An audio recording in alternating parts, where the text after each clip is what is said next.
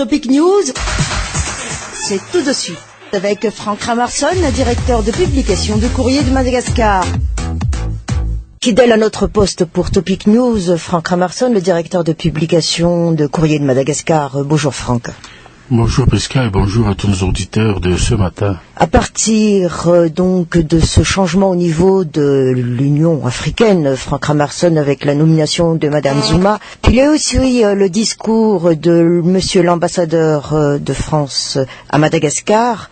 Comment maintenant comprendre ce qui va se passer au pays ? Il n'y a rien à comprendre, Pesca, puisque le schéma est tout tracé. Et que la philosophie est la même maintenant, que ce soit avec la France ou la SADC, un peu en sus avec l'Union africaine. L'ambassadeur de France avait dit dans son discours qu'il fallait revenir à tout prix à l'Union africaine, donc un retour qui est nécessaire pour pouvoir demain renégocier les accords avec le FMI et retrouver, donc je dirais, une nouvelle croissance pour l'après-demain. Ce qui veut dire aussi qu'il vaut mieux comprendre les choses pour pouvoir avancer au lieu de tergiverser sur des petits états. Le problème, c'est que est-ce que nos politiciens ont réellement perçu tous ces messages diplomatiques, tous ces, je dirais, actions que les étrangers sont en train de venir au pays présenter toutes ces lettres de créance à l'ambassade d'Australie qui était là et à l'Allemagne qui a donné une copie des lettres de créance. On veut rouvrir une ambassade britannique et la France a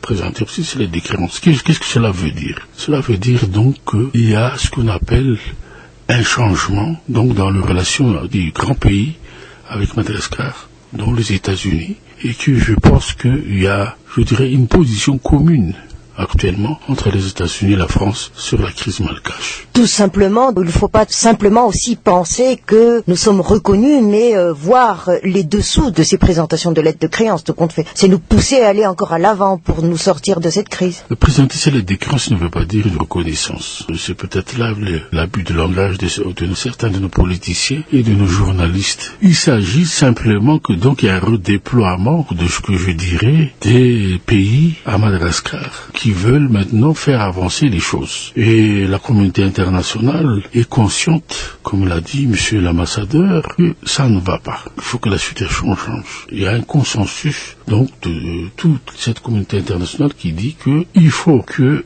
la CENI soit réellement indépendante, il faut des élections crédibles et transparentes, et que, je dirais, il y a une communauté de vue sur cette feuille de route, notamment dans son application, et que maintenant, il n'y a plus rien à discuter, il faut aller de l'avant, il faut sortir Madagascar de cette crise.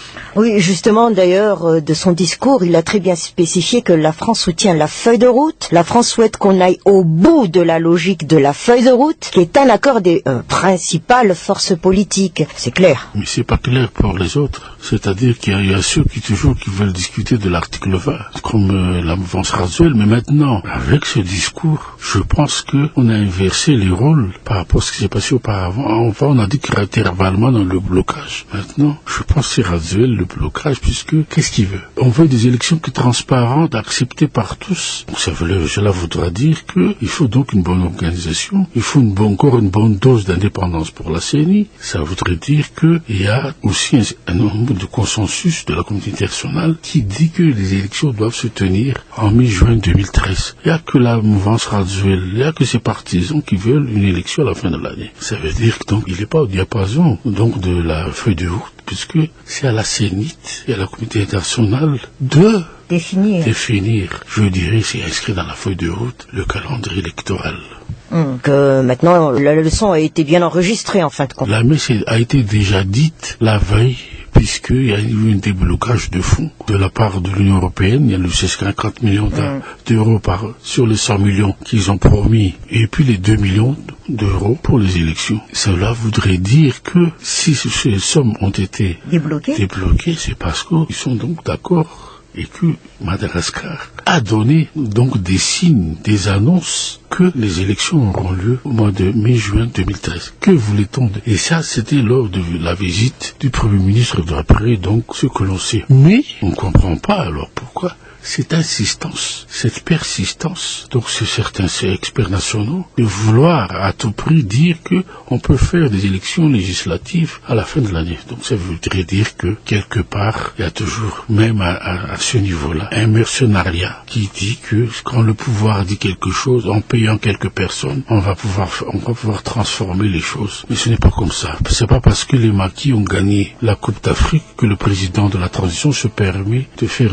encore des fioriture en annonçant des inepties pour ces élections législatives. Bon, Franck Ramarson, il a eu des blocages d'un certain montant quand même consistant, ce qui veut dire continuer la route, la feuille de route, et il faut laisser taire ou il faut laisser parler ceux qui sont pas pour autant d'accord, puisqu'on veut réellement avancer. Qu'est-ce qu'il faut faire maintenant? Mais comme vous le savez, on n'est même pas à l'ordre du jour de la conférence du sommet des chefs d'État de l'Union africaine. C'est à cause de inepties, à cause de toutes ces déclarations à l'emporte-pièce de nos hommes politiques. Quand on dit à Addis Abeba que nos acteurs politiques sont indignes de confiance, qu'on n'a même pas mis à l'ordre du jour. Donc le cas de Madagascar. Il y a eu les priorités, la crise du Mali, le problème de la RDC et les rebelles du Kivu, le problème de Rwanda, le problème du Soudan, et puis cette élection, heureusement que ça s'est bien terminé, donc du président de la Commission de l'Union africaine, mais heureusement aussi que Madagascar, pour certains, n'était pas sur place, parce que ça aurait été un dilemme cornélien pour nous malgaches, puisque nous faisons partie de la SADC, qui aurait tous tenu la dame de la SADC, ou bien le Gabonais franc-maçon Jean Ping, donc celui qui est le chantre de la France-Afrique. Quoi aurait-on fait? On aurait été embarrassé. Mais moi, je pense qu'on aurait, là, réellement, où on a eu de la chance, c'est d'avoir été peut-être suspendu pour ne pas avoir à prononcer notre choix.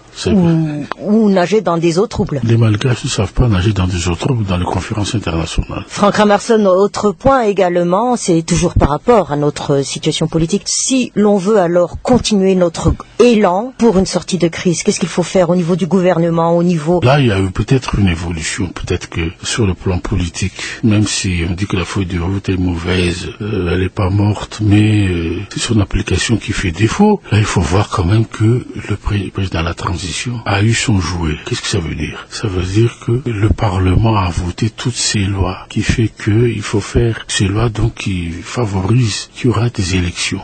Maintenant donc, qu'est-ce qu'il faut? Il faut que le gouvernement travaille pour préparer, comme on dit, parce qu'avec des techniciens, pour faire marcher le pays, les affaires courantes réellement, et puis collaborer avec les partenaires techniques, financiers, internationaux, si on arrive à un accord politique, pour qu'il y ait donc, on prépare l'avenir, parce que on est encore en décalage par rapport à tous ces accords du 10e Fed, où il y a encore 577 millions d'euros qui vont partir en fumée. Jusqu'en 2013, oui. Jusqu'en 2013, donc, nous avons donc ça à préparer, à prouver avant le dialogue politique de septembre qu'on peut faire quelque chose, donc qu'on peut aller de l'avant, même pour, je dirais, la préparation des élections pour le 2013. Il y a aussi le FMI qui est venu, qui a terminé une partie de son audit et qui donc va falloir donc nous donner quelles sont les mesures à prendre donc pour pouvoir redresser l'économie. Si demain toujours un accord politique, donc ça c'est affaire des techniciens. Donc il faut un nouveau gouvernement technocrate alors, c'est ce que vous voulez dire. Oui, donc ça veut dire que il faut que les politiciens s'occupent de la politique au Parlement, laissons ce gouvernement donc faire ce travail et la CENI organiser les élections. Maintenant donc là tout le monde